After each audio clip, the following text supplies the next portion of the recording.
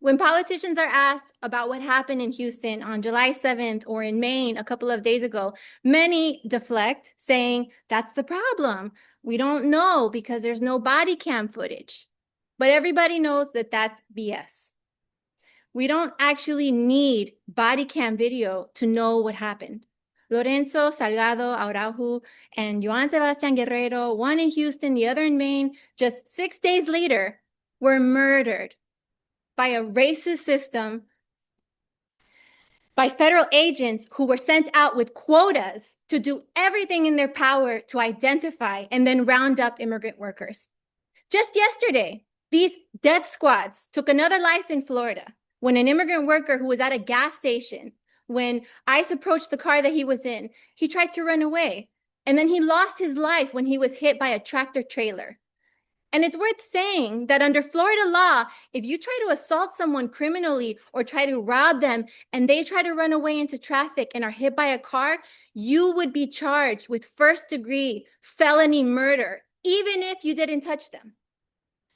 It's only because of the media and the politicians' reverence for agents of the state, this consistent double standard, that we get these bland formulations about this worker being quote unquote hit while fleeing, as if he's not also a victim of ICE terror. As socialists, we always want to look at any act of injustice and try to understand what's at the root of it. Who is responsible? For years, we have dealt with this in the cases of racist police brutality. Whenever a Black person was killed by the police, there's always a liberal mainstream approach that asks, well, had he ever committed a crime? Well, did he say something bad to the police before? Let's take a look at the body cam to see if he was resisting. The goal of this is to portray the victim as the aggressor, to portray the violence as an aberration or something caused by the victim himself, even when the police is found to be responsible. And then the answer becomes that what we need is better training for the police. They say it's just a few bad apples who we have to get off the force. No matter what, the goal is always to move away from the systemic causes of this racist violence and state violence and make this a case of individuals. The individual officer, the individual victim. The great advance of the mass movement against police brutality was that it showed how this violence is a reflection of how the whole legal system has been constructed, how police forces are targeted against particular communities, how Black people are profiled and portrayed as dangerous criminals from the jump, and how it corresponds with the starving of economic resources for the very same communities, and how all of this is actually deeply rooted in US society, not an aberration, from the days of the slave catchers down to the present. We have to take a similar approach to understand this wave of killings of immigrant workers and what's at the root of it and who is really responsible. Yes, we want the killer ICE agents to go to jail. We want their names. First and foremost, they haven't even been released, but let's not make this a case of individual bad apples.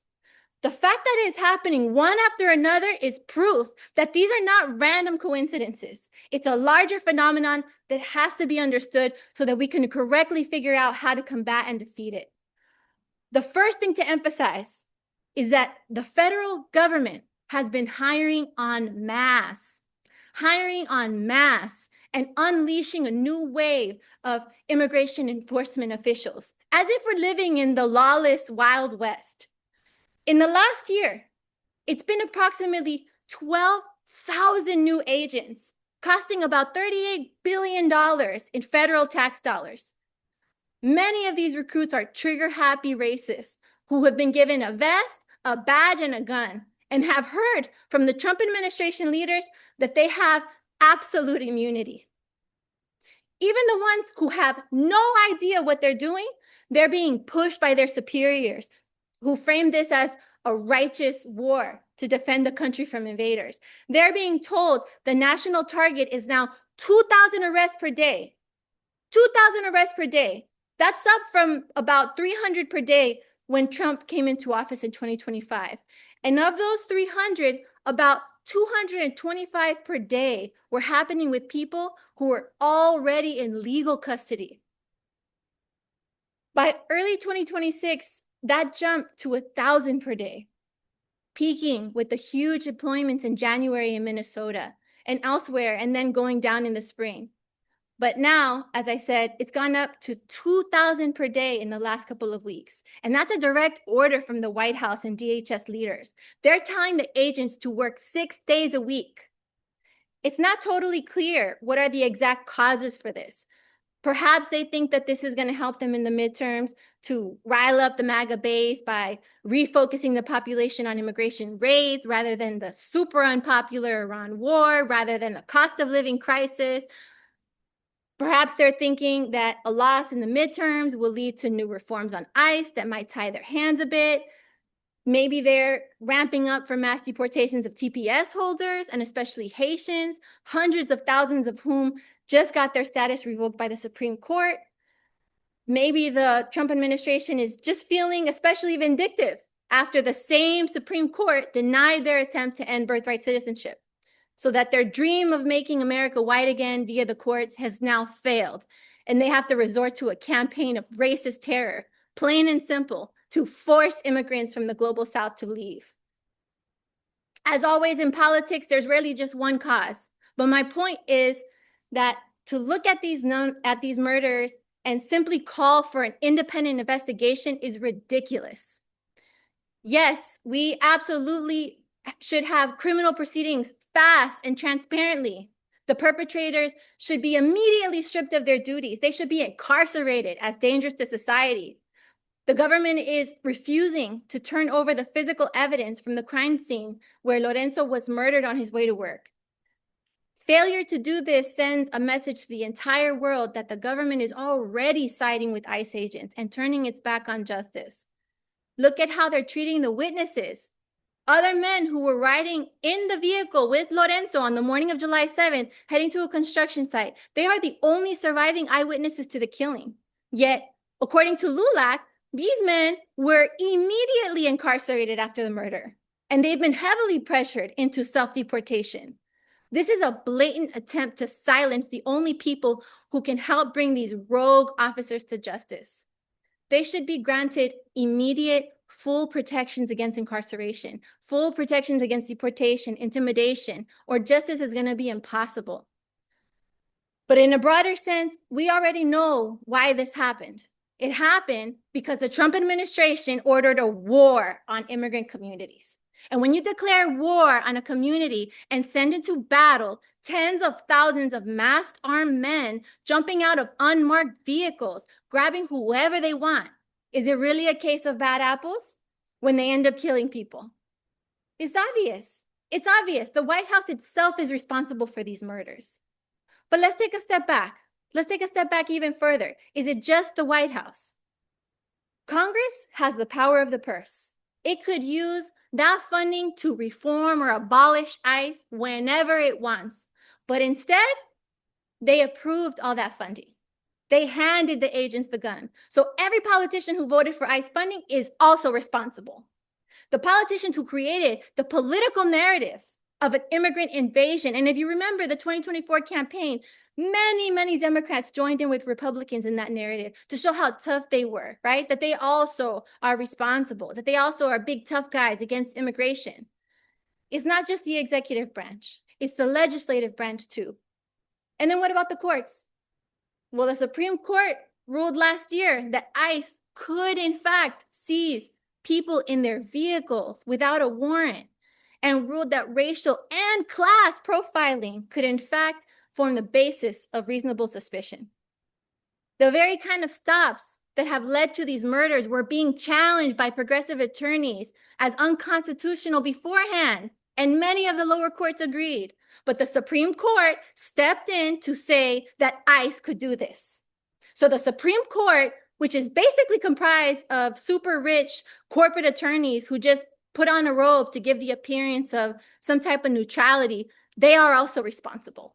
All three branches of government killed Lorenzo and Joan, just as they killed Jaime Alanis, just as they killed Renee Nicole Good, just as they killed Alex Preddy, and just as they killed Keith Porter.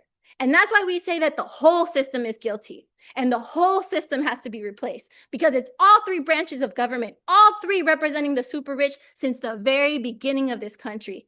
That has produced these injustices. Those are the people who defend these injustices that ratify these injustices. And it's important because once we have a proper understanding, a proper diagnosis of the problem, only then can we actually get to the cure. Otherwise, we're going around in circles, and we're finished going around in circles. Some people say that it's a matter of body cams. Both parties are pointing the finger at each other.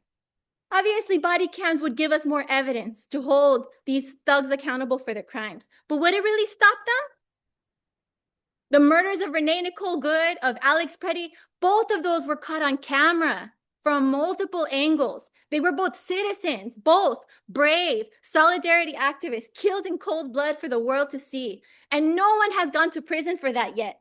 So justice won't come from a camera. Others say that the solution is voting. Vote the pro-ICE politicians out. That's tempting to believe that that's how we win justice. And of course, it would be a step forward for all those who defend ICE to lose their seats. But let's not delude ourselves in the process.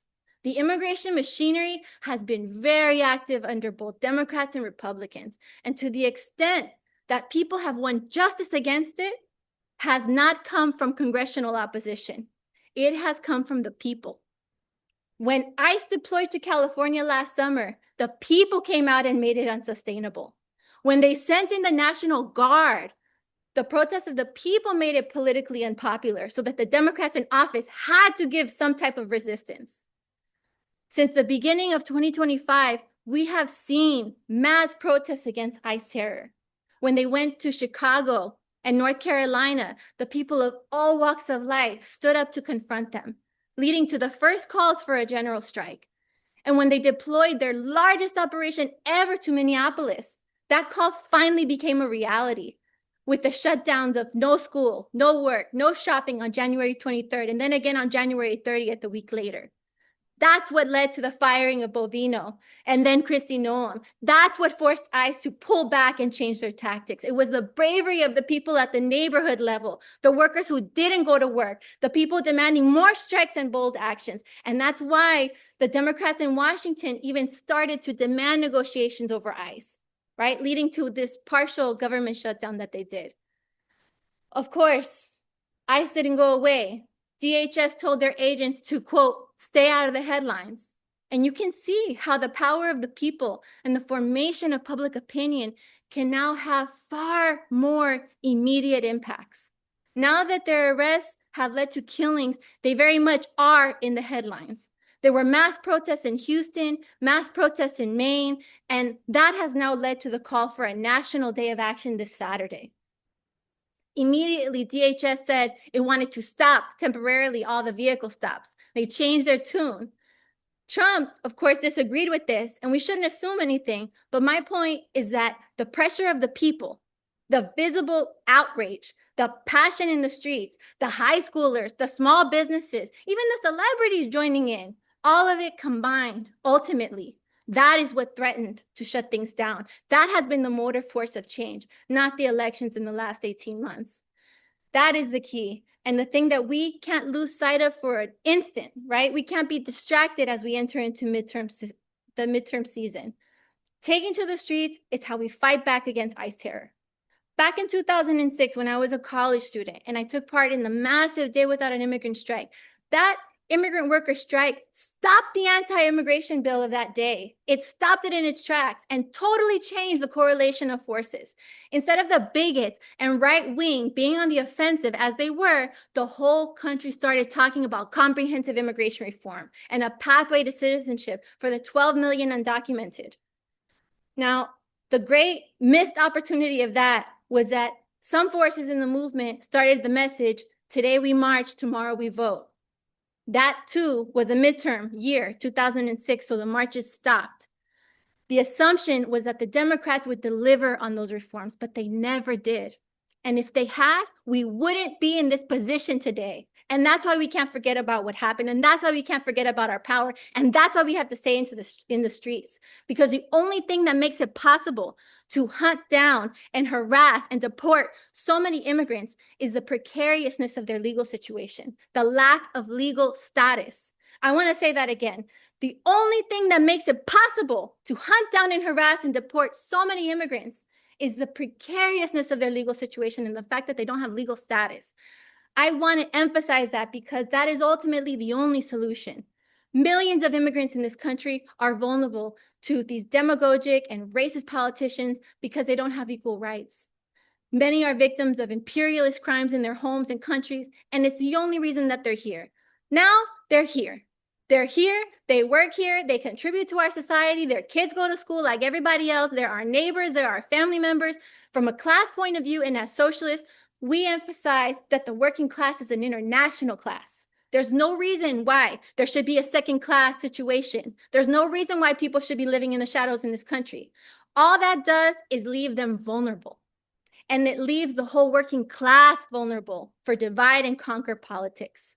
The fact that we are spending tens of billions on ICE detention and enforcement, also known as concentration camps and death squads, that shows that it's not a matter of the country lacking resources. It's a political decision to keep the working class divided against itself, to scapegoat and fearmonger.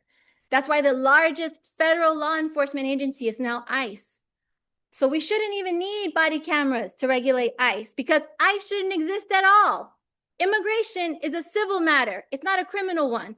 We should not have an armed, racist, paramilitary force granted apparently impunity roaming our streets to begin with. And that is why our movement calls for the abolition of ICE, not its reform. But I want to make clear that before ICE existed, this capitalist state was already killing immigrant workers and targeting the undocumented.